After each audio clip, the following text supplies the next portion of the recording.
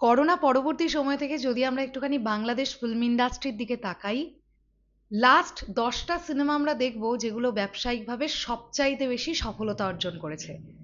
এই 10টার মধ্যে 7টা সিনেমাই মেগাস্টার শাকিব খানের।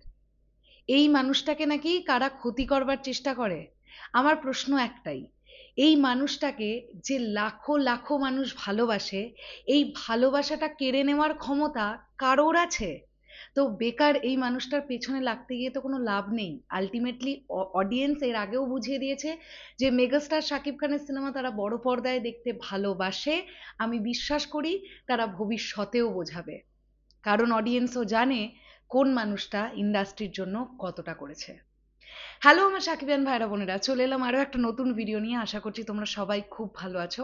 দেখো, সত্যি কথা বলতে কি, এই মোমেন্টটাতে দাঁড়িয়ে মেগাস্টার শাকিব খানকে ঘিরে সিনেমা কেন্দ্রিক কন্টেন্ট একটু কম আছে। আবারও মেগাস্টারের নেক্সট সিনেমার আপডেট যতক্ষণ না আসছে বা আমরা কোনো আপডেট যতক্ষণ না পাচ্ছি, এই বিষয়গুলো নিয়েই আমরা আলোচনা করব, কারণ মেগাস্টার শাকিব খানের কেরিয়ারের এগুলো এক একটা অ্যাচিভমেন্ট। সো আমরা সবসময়ের জন্য ওনাকে নিয়ে সেলিব্রেট করব, ওনার কর্মজীবন নিয়ে সেলিব্রেট করব। তাই আজকের এই কন্টেন্টটা ডেফিনেটলি ক্রেডিট যাবে এম মাহিম ভাইকে। এত সুন্দর একটা বিষয় আমাদের সামনে তুলে ধরেছে সে।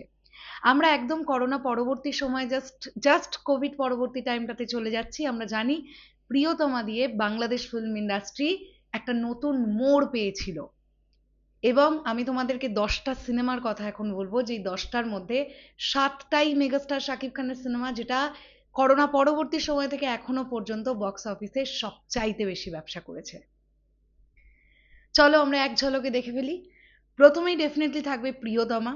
2023, 2024-এ আছে রাজকুমার, 2024-এই আছে তুফান, 2024-এই আছে দরদ। আচ্ছা বলে দিই, এই ভার্ডিক্টগুলো একটু বলে দেওয়া ভালো।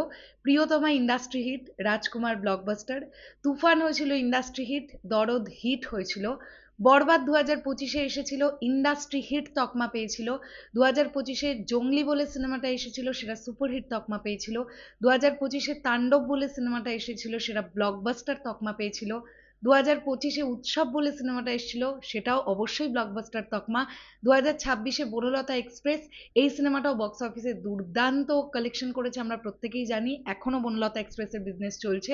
অ্যান্ড রকস্টার, যেটা বনলতা এক্সপ্রেসের সঙ্গেই মানে এইবার ঈদেই রিলিজ করেছে 2026-এ, রকস্টার এখনো পর্যন্ত হিট তকমা পেয়েছে।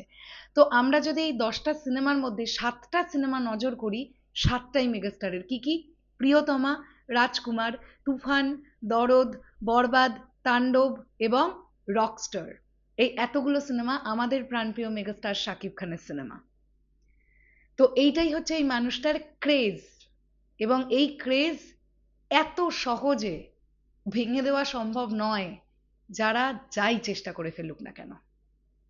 শেষ করলাম ভিডিওটা। এই পুরো বিষয়টাকে নিয়ে তোমাদের কি বক্তব্য কমেন্ট সেকশনে জানিও। তাহলে এখনের জন্য টাটা।